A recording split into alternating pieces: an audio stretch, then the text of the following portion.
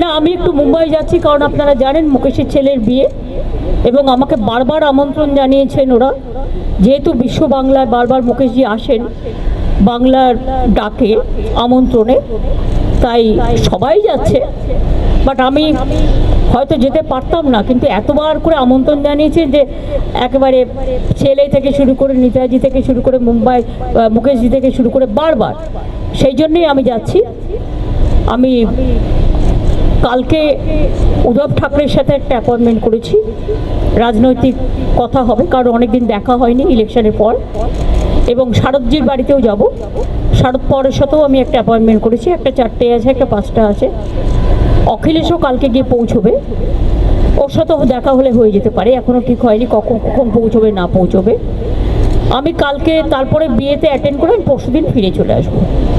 এই পর্যন্ত আমি আপনাদের একটা কথা বলি, কয়েকটা টিভি চ্যানেল খুব ভুলভাল উল্টোপাল্টা বিজেপির কথায় এম স্কোয়ার, অর্থাৎ ওদের একজন মালভিয়া আছে।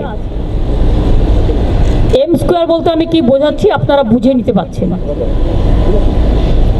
যা কীর্তি করেছে, কীর্তি ও কেলেঙ্কারি, যা বাংলা সংস্কৃতিতে খাপ খায় না, বাংলা কেন দেশেরও নয়।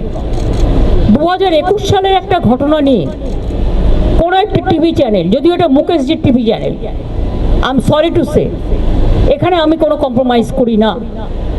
21 সালের ঘটনা নিয়ে আমার ইলেকশন ড্যামেজ করবার জন্য গত 72 ঘন্টা ধরে একতরফাভাবে একই নিউজ দেখিয়ে গেছেন, অথচ সেই সময়টা অর্জুন সিং ওখানকার এমপি ছিলেন, এবং যারা করেছিল তারা কিন্তু অ্যারেস্ট হয়ে এখনও জেলে আছে।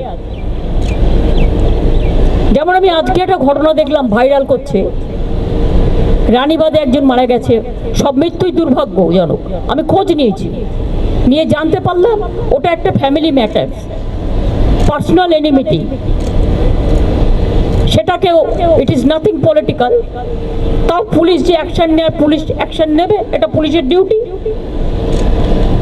গত পরশুদিন একটা দেখুন, এতগুলো ইলেকশন হয়ে গেল, এতগুলো বুথ, মাত্র একটা বুথের একটা ইনসিডেন্ট নিয়ে এবিপি আনন্দ সারাক্ষণ কাল 24 ঘন্টা ধরে দেখিয়ে গেছে, আর কোনো খবর নেই।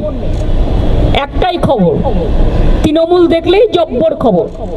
আর যে মানুষগুলো শান্তিপূর্ণভাবে ভোট দিল, একটা মানুষ ভুল করতে পারে, হাজারটা নয়, সেটাও মানুষ নয়। আমি বলবো যদি কেউ করে থাকে তার বিরুদ্ধে অ্যাকশন হবে।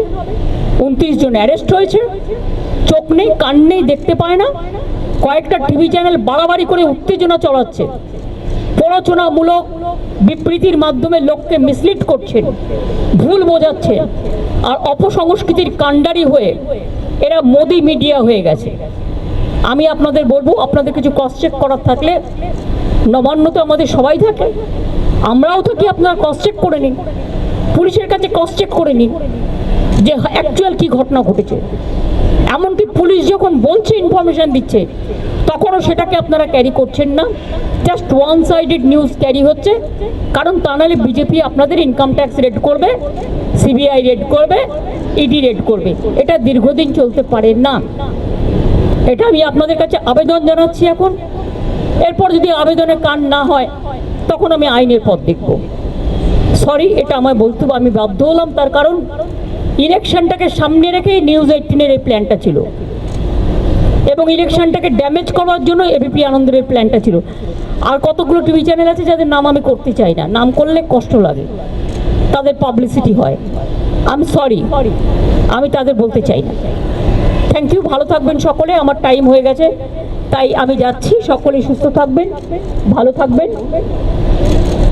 আমি চাই উল্টোরথ এবং মহরম সব কিছু শান্তিপূর্ণভাবে হোক, যাতে কোনো অসুবিধে না হয়। এটা সব না, আজকে আমি আর কোশ্চেনের উত্তর দিতে পারছি না, because I am late now.